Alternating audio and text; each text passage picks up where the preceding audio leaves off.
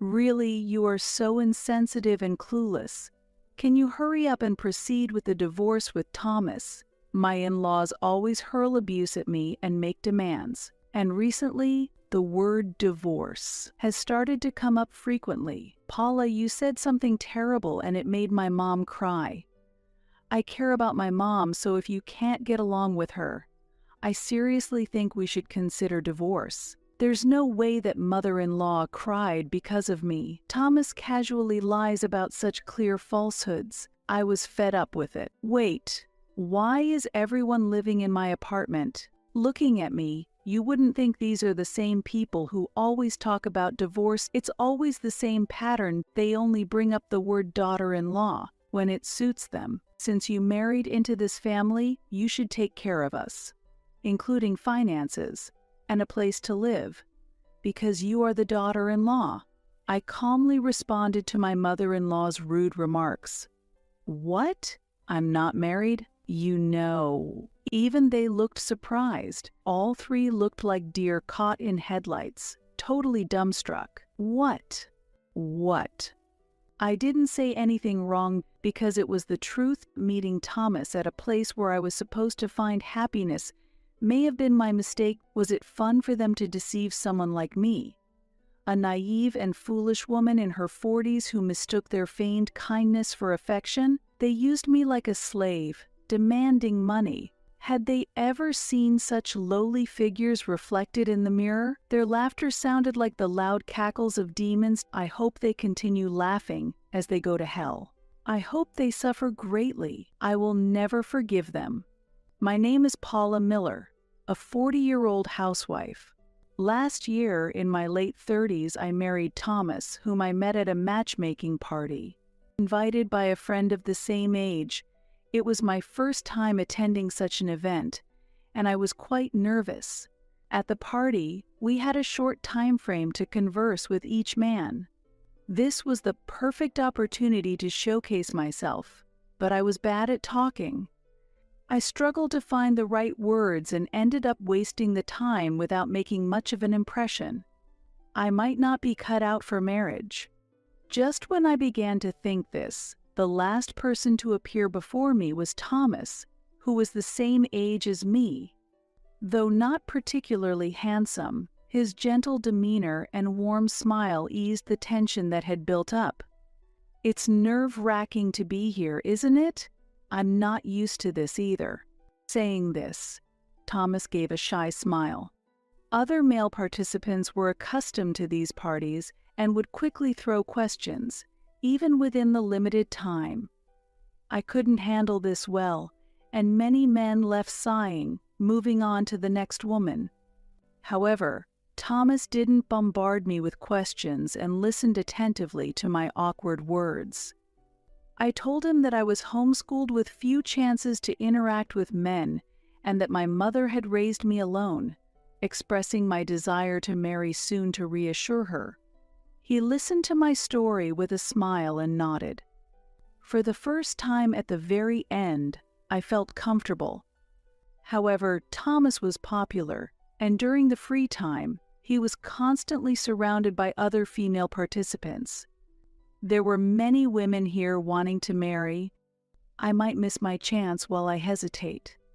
Just as I gathered the courage to speak to Thomas, the bell rang to signal the end of free time. It's over. I didn't do anything. In the venue, those who became a couple received applause from everyone. As we were about to leave the venue, and while I was being comforted by the friend I attended the party with, an announcement came. Thomas and Paula Miller, you are a couple. Congratulations. Thinking it was my last chance, I had written Thomas's name under. The man I was interested in. Surprisingly, Thomas had also written my name. Encouraged by my friend, who was even happier than I was, I headed to the stage. I want to spend more time with you, Thomas said, and I nodded vigorously.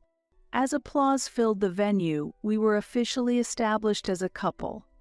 Being considerate of the situation, my friend left first, and Thomas and I continued our conversation at a family restaurant.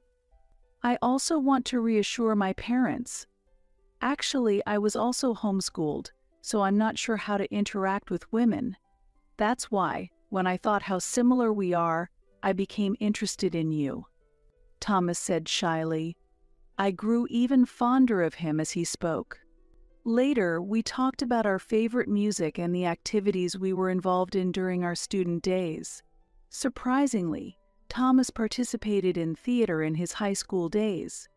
I used to gather with friends who aspired to be actors, and we would film short dramas on our smartphones. Embarrassingly enough, I once had such dreams too. Thomas smiled shyly as he spoke. That was how Thomas and I met. From there, our relationship began. Since we met at a matchmaking party, our relationship progressed with marriage in mind. Soon after we started dating, I had the chance to meet Thomas's parents. Both were like Thomas, greeting me with kind and gentle smiles. I thought they might expect me to become a housewife once married, but neither Thomas nor his parents criticized the idea of me continuing to work. My mother lived far away, and I couldn't visit her often, but his parents were gracious and warmly told me not to worry about it. I learned that his parents had also pursued theater and had met in a drama troupe. Understanding that Thomas's aspiration to become an actor was influenced by them made sense. Looking back, I should have realized it then. I was completely oblivious to the fact that everything was just an act, and I proceeded to marry Thomas. That was the beginning of hell for me.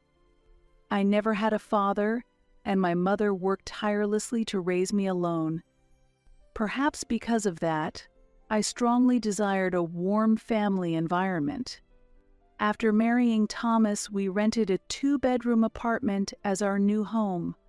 Soon after moving in, my in-laws started to visit often, and we spent many enjoyable times together. As far as I can remember, it might have been the first time I ever felt the warmth of a family atmosphere. Not long after, when we visited Thomas's relatives to greet them, they seemed very surprised that he had gotten married. "You know I'm not good with women, right?" My relatives were worried about that too. Thomas said this when he returned home. My relatives, too, must have wished for my mother to find peace of mind as soon as possible. Thinking about it, I felt truly fortunate to have met Thomas and married him. When I called my mother to tell her we had submitted our marriage registration, I could hear her crying tears of joy on the other end of the phone, and I felt relieved that I could finally repay her kindness. Paula, thank you so much for marrying Thomas. From now on, we are family, so please treat us like your own parents. My mother-in-law said this kindly, and I felt like I was about to cry. With a kind husband and in-laws, and the ability to reassure my mother, I felt a deep sense of happiness. However, that happiness did not last long. About 3 months after officially marrying Thomas, when I returned from work, my in-laws were sitting on the sofa in the living room. I thought, that's unusual because my in-laws, who had been frequent visitors in the beginning, had been coming less and less recently. Thomas had not yet returned home, and they seemed to have been waiting for me, staring at me as I entered. "Hey, you're late. We're tired of waiting." When my father-in-law said this, I had a bad feeling. It was a slightly aggressive tone that had never been directed at me before. Really, coming home this late even though you're a wife, what a luxury. Have we spoiled you so much that you've become arrogant? I couldn't hide my surprise at these words. They were completely different from the kind words my mother-in-law had previously spoken. Moreover, it was just past 5 p.m., so it wasn't even that late. I couldn't understand why she would say such a thing. What are you dawdling for? Come here right now. We have something important to discuss. Following my mother-in-law's directive, I attempted to sit on an empty spot on the sofa. Hey, who gave you permission to sit? A wife isn't allowed to sit like that. I was scolded for standing and yelled at for trying to sit. I was utterly confused. In front of a bewildered me, my mother-in-law pointed to a piece of paper on the table and said, "For now, could you sign this?" Looking at the paper, I was shocked once again. It was unmistakably a divorce form. What? A divorce form? Why? We just got married. My mind was filled with question marks. I couldn't simply reply okay to the demand to just sign the papers. As I grew increasingly confused, my mother-in-law said, "It's good that you're such a feather-brained daughter-in-law. It was easy to deceive you with our acting. Where did you think such generous in-laws existed? Be happy that you got to enjoy a little bit of happiness. Playing a good mother-in-law is tiring." She then sat down on the sofa and lit a cigarette. I was witnessing a side of my mother-in-law I had never seen before.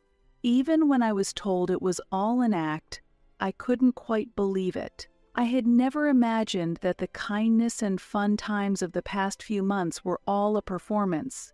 As I struggled to understand, my father-in-law said irritably, "Get it through your head already. You're really stupid. It was all an act." The relatives always laughed at Thomas, saying he could never get married. They said they'd give him $10,000 if he managed to get married, so we married him off. Everyone was so surprised. We got the $10,000 and ideally, we wouldn't need you anymore. My father-in-law explained that they were told they might have to return the money to the relatives if they divorced too soon, so they planned to keep the marriage going for the time being. Why they were trying to get me to sign a divorce form was beyond me. The divorce form is just in case.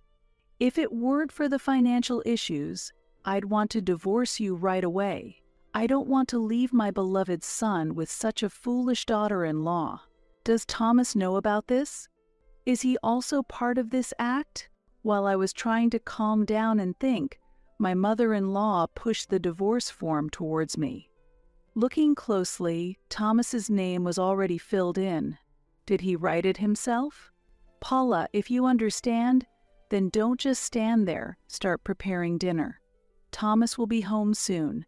Make sure you prepare enough for us too. Don't be lazy. Treat us like your real family, will you?" Laughs. My mother-in-law laughed maliciously while smoking her cigarette. "I want a thick steak tonight. If we don't have any, go out and buy some right away." My father-in-law commanded, almost as if chasing away an animal.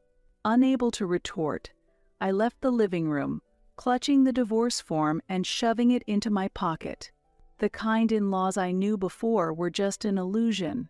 When I realized that the past 3 months of happiness had all been just an illusion, my heart filled with sadness and frustration.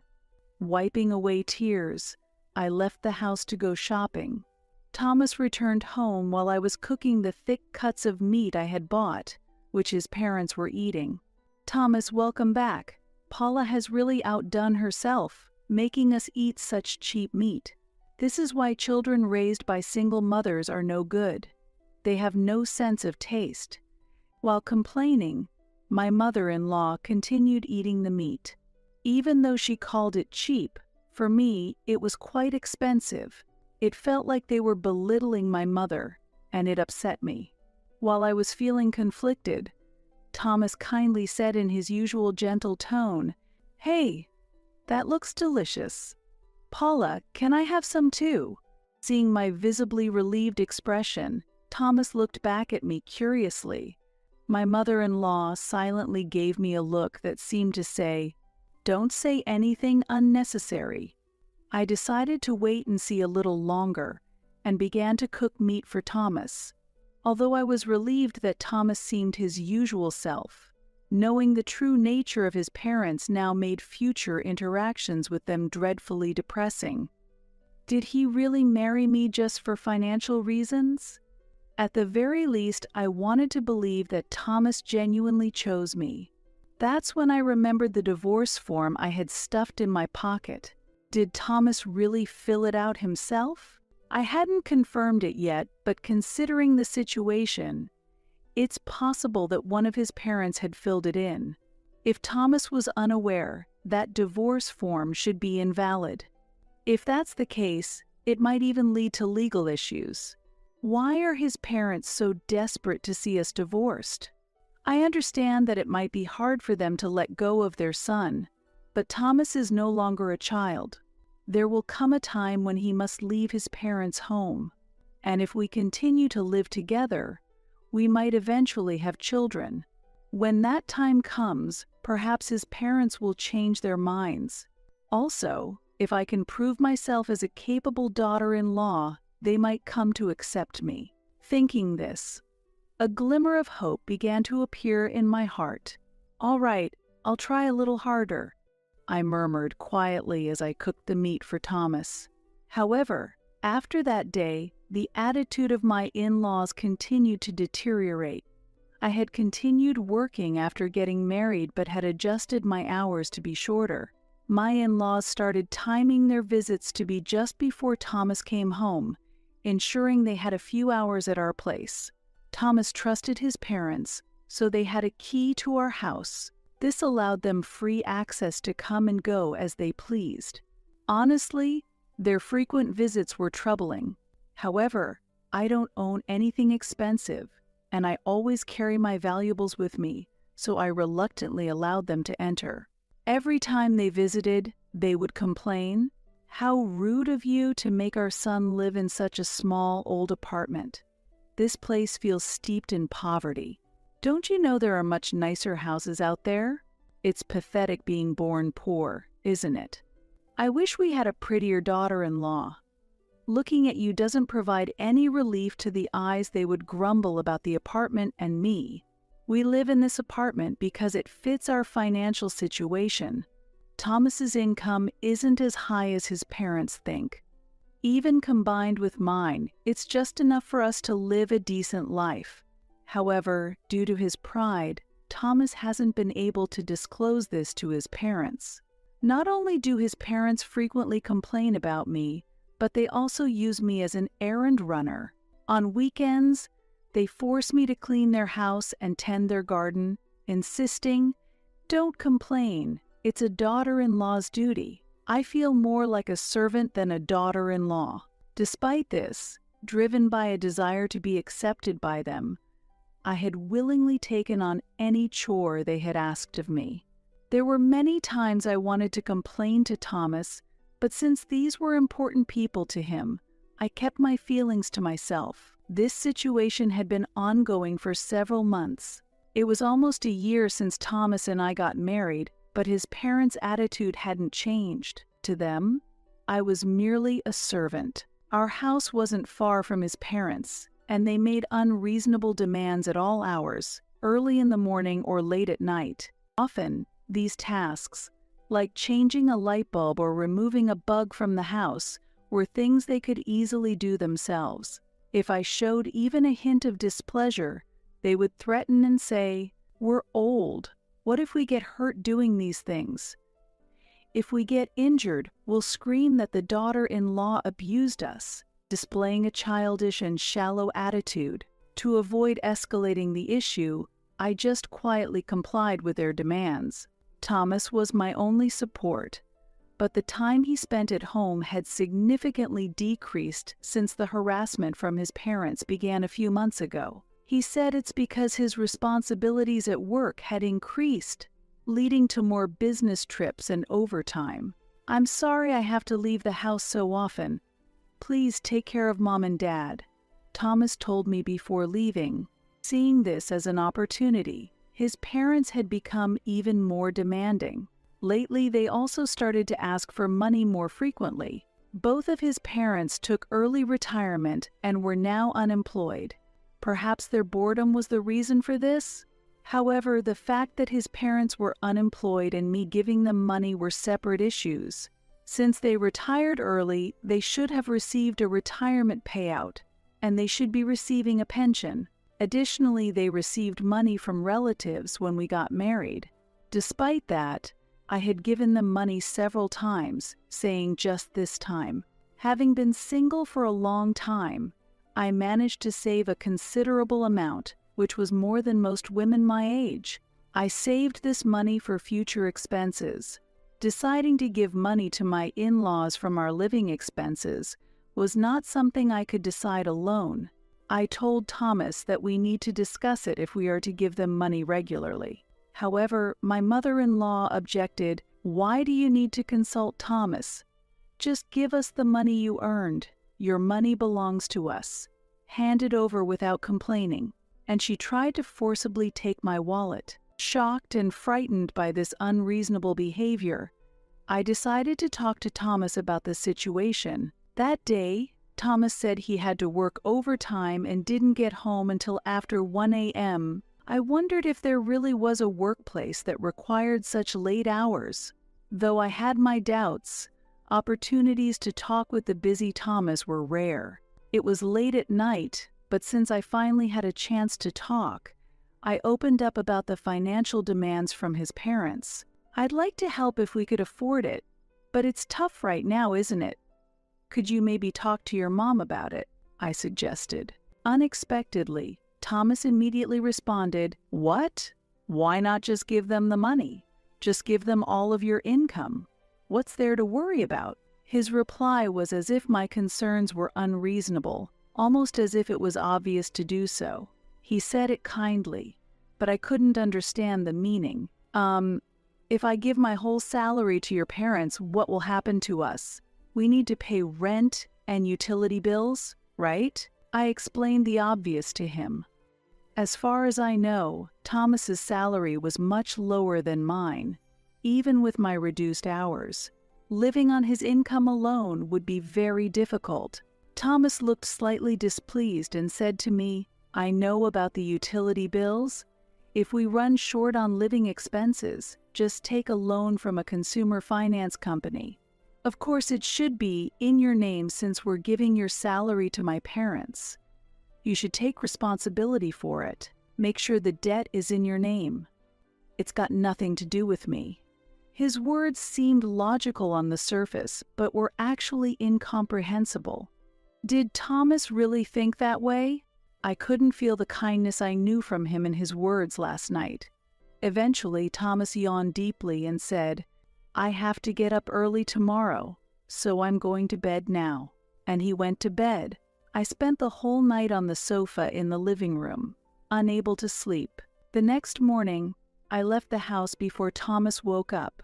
Since I had some time before work, I decided to spend it at a nearby cafe. I had prepared a simple breakfast for Thomas, so there shouldn't be any problem for him to eat. Honestly, I didn't want to see his face. I couldn't believe the words he had said last night. He spoke so calmly, it made me doubt myself. I couldn't understand what Thomas was thinking, and I felt anxious about what would happen next. We need to have a proper discussion. I left the house this morning as if I was running away, but I resolved to face my relationship with Thomas squarely. Though I was sleepy from lack of sleep, flipping this mental switch helped me focus on work. After leaving the cafe, I went to the office and spent the day there. I managed to finish my work and thought about what to say in the upcoming discussion with Thomas as I hurried home. I'm not good at expressing myself, so I wanted to organize my thoughts in advance. I hoped that my in-laws wouldn't come over tonight. Their presence tended to complicate things. When I reached the apartment and tried to unlock the door, something fell off. The door was already unlocked. My in-laws might have already arrived. I intended to ask them to leave today, and opened the door. Instead of my in-laws, I saw unfamiliar shoes in the entryway. They were Thomas's shoes. He usually came home later than me or had to work late into the night, but it seemed he had come home early today. With a heavy heart, I took off my shoes and headed toward the living room. From there, I could hear Thomas and his parents chatting happily. They seemed to be enjoying themselves with drinks. Thomas's voice sounded cheerier than usual as he said, "A simple-minded wife is the best. From now on, I'll be giving all of Paula's salary to you, Mom and Dad. Paula just accepts whatever I say." Hearing this, his parents laughed loudly. Children from poor families will believe anything if you're just a bit kind to them. She still thinks you are a kind husband, which is funny. You're the best at acting." I stood frozen, overwhelmed by despair. Everything went dark before my eyes, and I staggered but managed to steady myself. Indeed, the kind Thomas I thought I knew was also an illusion. It was tough finding a suitable woman at the matchmaking party. I wanted someone quiet, not used to men, and obedient. Even though I would get money from the relatives, I didn't want to marry an ugly woman. Hearing this, I wanted to block my ears, unable to bear the words I was hearing. Now that a year has passed since our marriage, no one will complain if you get divorced soon. Where's the divorce form you wrote before? Well, if it's not here, you can just write it again. Next time, pick a woman with a decent face. That poor face made even the food taste bad," said his father, and Thomas and his mother burst into laughter again. If only she had been wealthy, at least someone who wouldn't live in such a cheap apartment. My heart pounded violently. My mind went blank, and tears flowed uncontrollably. The divorce form that my mother-in-law had once thrust at me had indeed been written by Thomas. I had believed that marriage would bring me happiness, yet why did I have to suffer like this? From the beginning, his parents never intended to accept me as family. Thomas was the same. He might have been ridiculed by his relatives, but he married me for prestige and money. There were times I felt happy and thought I had a warm family, but all of that was just an act, an illusion. Since her mother is a single mom and poor, she won't easily agree if I bring up divorce. If that happens, we'll just say Paula was bullying you, Mom and Dad, and get divorced, blaming it on her, and claiming the property settlement. Make sure you put on a great act then, Thomas said, chuckling. Responding as if on cue, his mother said, "Leave the acting to me." Playing a mother-in-law exhausted from being bullied? Easy as pie, as she laughed heartily. I felt as though all emotion was draining from my heart. Beyond the door were devils disguised as family. I felt nothing for these devils. I just wished that they would go to hell. Without entering the living room, I left the house. I decided to spend the night at a friend's place, someone I had gone to the matchmaking party with before. My friend welcomed me warmly, a stark contrast to the demonic nature of my mother-in-law.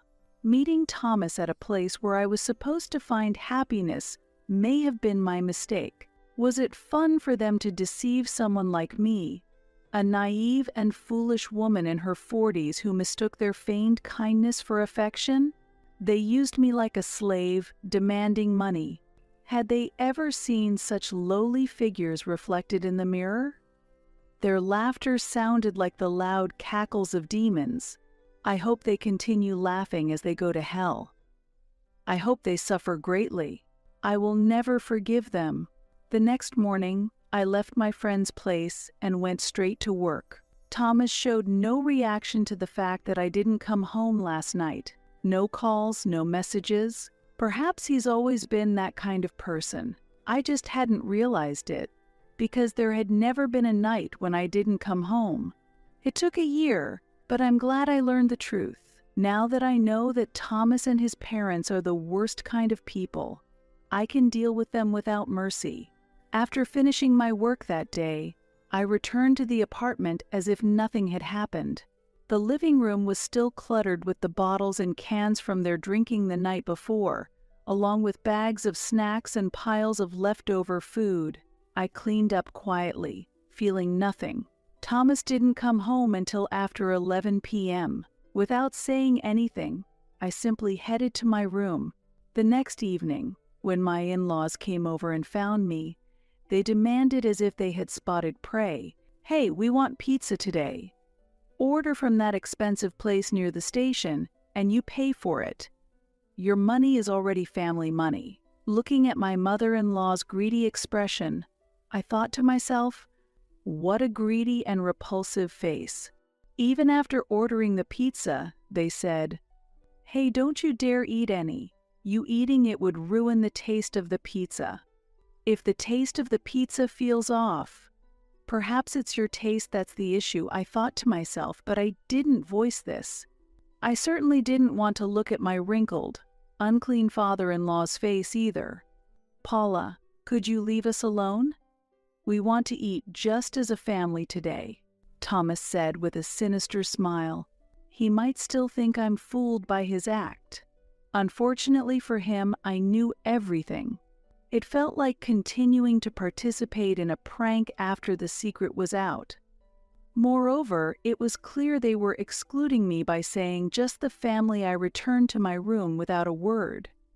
A month had passed since then. Thomas continued to come home late last month, and his parents kept up their verbal abuse, unchanged. Recently, the word divorce started coming up frequently from them. Really, you are so insensitive and clueless. Can you hurry up and proceed with the divorce from Thomas? It seemed Thomas was about to put into action the daughter-in-law bullying the in-laws plan he had talked about before. Paula, you said something terrible, and it made my mom cry. I care about my mom, so if you can't get along with her, I seriously think we should consider divorcing. There's no way that mother-in-law cried because of me. Thomas casually lied about such clear falsehoods. I was fed up with it. It seemed that Thomas and his parents were also spreading rumors of daughter-in-law bullying the in-laws around the neighborhood. Such a despicable family. They would do well to use that energy for something more constructive. With the situation potentially affecting the neighbors, I looked up and saw that the moon had risen. Tonight the moon was unusually red, often considered an ominous sign. Perhaps it was the perfect night to banish demons. That night, Thomas and his parents were enjoying drinks in the living room. I decided to interrupt boldly. What do you want? We're enjoying family time right now. Don't disturb us. My father-in-law tried to brush me off, but I fixed him with a stern look. He flinched for a moment, which I did not miss. Excuse the interruption. I just wanted to let you know that I'll be moving out tomorrow. The moment I mentioned moving out, the expressions on all three of their faces changed dramatically. My mother-in-law mocked. So you finally decided to leave, huh? I bet you can't afford anything better, though. Where are you going? To a cardboard box. Thomas and my father-in-law laughed, and even my mother-in-law chuckled. I couldn't understand what they found so amusing and just watched them laugh. After a pause, with tears welling up, my mother-in-law asked again, "So what kind of shabby apartment are you moving to?" I answered calmly, "Actually, it's a new apartment in front of the station. It's a 4-bedroom, much bigger than here." Thomas and his parents couldn't hide their surprise at my response. "Really? An apartment near the station? But those are expensive to buy." Thomas looked at me, puzzled. "I've been saving to buy a home since before I was married. I decided to use that money now," I said brightly. Thomas began to mutter to himself, seemingly in thought. "Is that so? Okay, got it. Ashem, 4-bedroom. Having delivered my news to them, I couldn't wait to leave this house." Despite their initial disbelief and mocking, revealing my independence and ability to move on without them likely altered their perception. I felt a mix of relief and vindication knowing I was leaving this toxic environment behind. Now, I look forward to starting anew in a place of my own, free from deceit and manipulation. I had very few belongings, so I could move out immediately. As I was about to stand up, Thomas suddenly raised his voice. "Paula, I understand how you feel now. Okay, I've decided. From tomorrow on, we as a family will live together." He looked at me triumphantly for some reason. I had somehow anticipated that he would suggest this. Pretending to be oblivious, I responded to Thomas. "So, you and your parents will live together in this apartment. That's a good idea. Your parents seem to like it here, and they've always wanted to stay. At my words, Thomas frowned and objected. What? No way we're going to live in this old apartment. We're moving to the new 4-bedroom apartment near the station too. Hearing this, his parents expressed their excitement and joy. That's wonderful. A brand new apartment. We should start preparing to move right away. Let poor Paula stay in this old apartment. The new 4-bedroom apartment will be just for us. Since it's your house, make sure you pay the rent. Thomas and his parents ignored me and excitedly discussed their plans. Truly greedy and shabby people. No, they were downright demonic. I asked calmly while maintaining my composure. Wait, why would all of you live in my apartment? Caught off guard by my calmness, they paused for a moment. Why? You're my wife, aren't you? It's only natural for us to live in the new apartment you got. I sighed deeply. To think that these were the same people who had always talked about divorce. It's always the same pattern. They only bring up the word daughter-in-law when it suits them. Since you married into this family, you should take care of us, including finances, and a place to live. Because you are the daughter-in-law. I responded calmly to my mother-in-law's rude remarks. What? I'm not married, though. All three of them displayed expressions of surprise when I made my declaration. All three looked like deer caught in headlights, totally dumbstruck. What? What? I didn't say anything wrong. What I said was the truth. As I mentioned, I am currently single. I am no longer Thomas's wife or anything of the sort. Therefore, I no longer need or am obligated to live with you all. I clearly stated my position to the three stunned devils. They deceive people with their insensitive acts and even threaten my peaceful life. People like them are better suited for a house made of cardboard. What are you saying? I won't accept divorce. We're going to live in the 4-bedroom apartment. Their refusal to accept the divorce was solely to live in the new apartment, showing how narrow-minded they were. It's embarrassing to think that such a person was my husband for a year. I received the divorce form that you wrote from your mother quite a while ago. I signed and submitted it. It seems you and your parents also wanted the divorce, so I just proceeded with it. The divorce is already finalized, so please rest assured. Upon hearing this, Thomas directed an angry glare at his mother.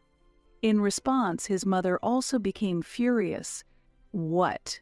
You wanted the divorce too? It was all part of the plan to get money from the relatives by acting. You even prepared a script.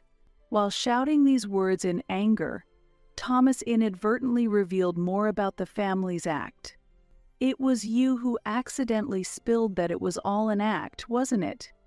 You should have just played the kind mother-in-law until the end.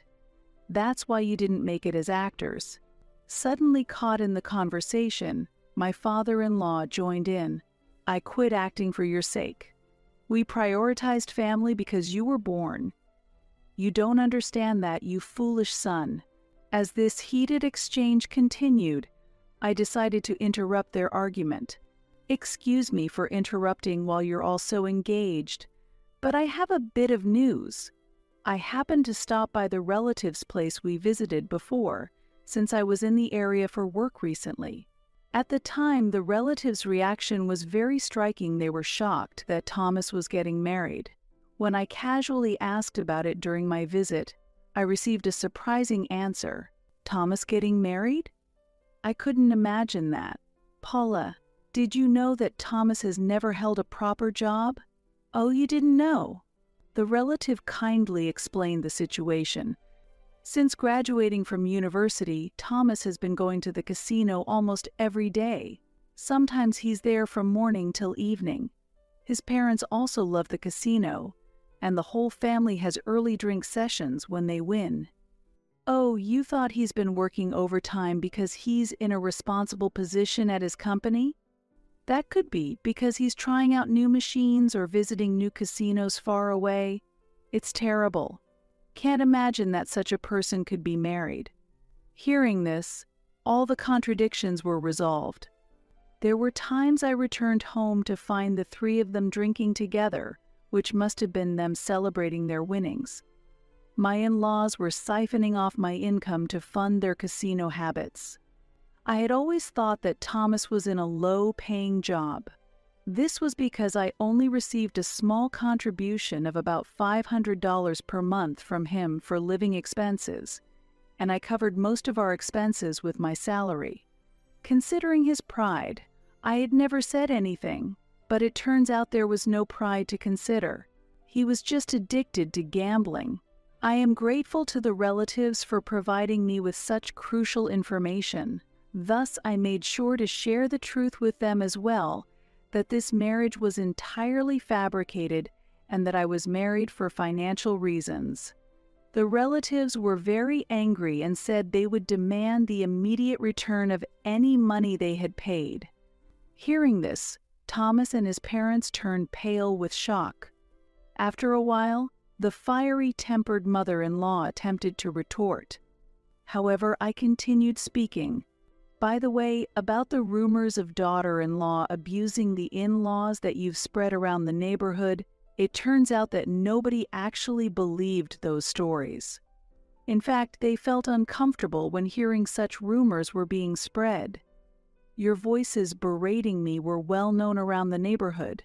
I said this with a smile. My mother-in-law, trying to argue, was at a loss for words once again. Feeling a sense of satisfaction, I decided to use this moment to bring up even more important matters. There's something even more important we need to discuss. Although I expect to hear from my lawyer soon, I'll give you an overview now. Thomas, you will be facing claims for a division of assets based on your infidelity. Upon hearing my words, Thomas shuddered in surprise. He must have thought he would never be caught. I heard from a friend who was with us at the matchmaking party. Despite being married, you've been showing up at various matchmaking events almost every day. She even took pictures of you going to a hotel with a woman you met there. While you're trying to push forward with our divorce, you're also looking for your next partner. Your approach is quite careless, isn't it?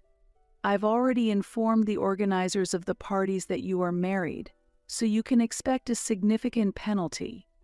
Upon hearing this, Thomas collapsed to the floor.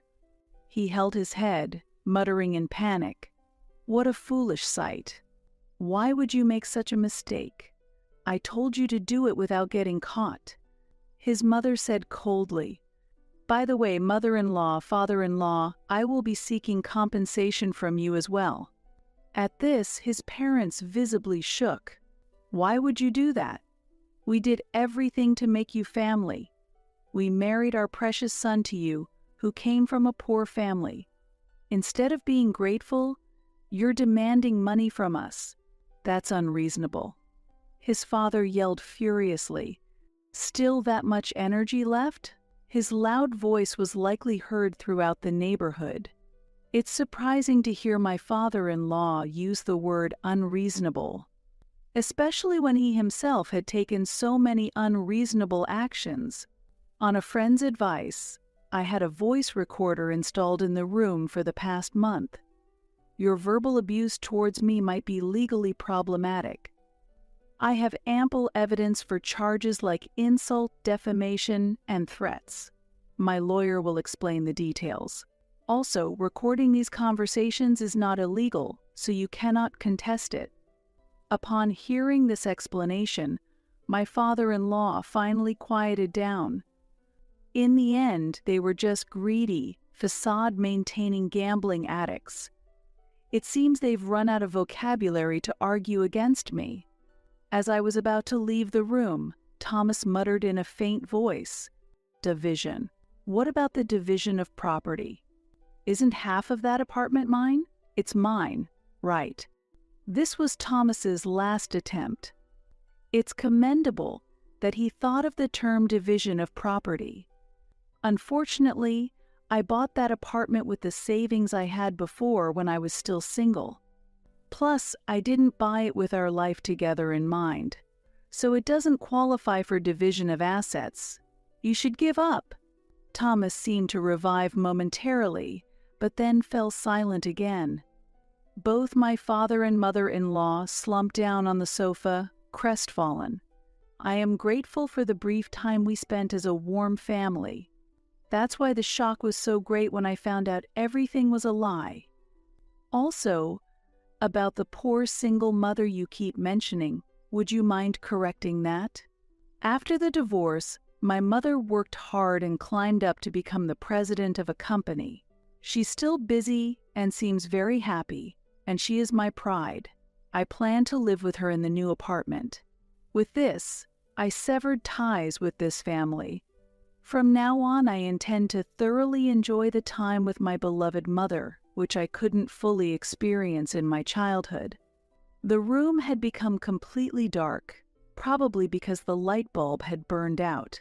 Well, it doesn't matter anymore. The contract for this apartment will probably be terminated, and the rest I leave to Thomas. He's an adult, after all. Without any sentimentality, I left the three of them in the apartment and walked away. I headed straight to the new apartment where my new life would begin. Indeed, the higher floors are the best. The breeze feels so nice. I watched my mother happily playing on the balcony in the morning as I grounded coffee beans. Both me and my mother like our new apartment. It's comfortable and we feel at home. There's a concierge at the entrance, and the security is excellent, which reassures us. I was a bit worried that my former in-laws might suddenly appear, but it seems they didn't have the courage to step foot here. According to a friend, Thomas has been banned from almost all the matchmaking parties in this area. It's unfortunate for him, but I had hoped for more severe penalties. In the end, it looks like they have started living together in that old apartment. The house where his parents used to live was evicted due to rent arrears.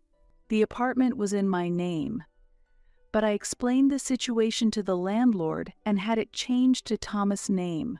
They couldn't rent another property with Toma, being unemployed and without an income, but they avoided homelessness thanks to the landlord's kindness. Rumor has it that Thomas and his parents have started working. Thomas, in particular, because he lacks specific skills, is doing simple manual labor. Of course, their income is modest. Currently, through my lawyer, I am demanding compensation from them. It hasn't been long since the claim was made, and whether they will pay properly in the future is uncertain.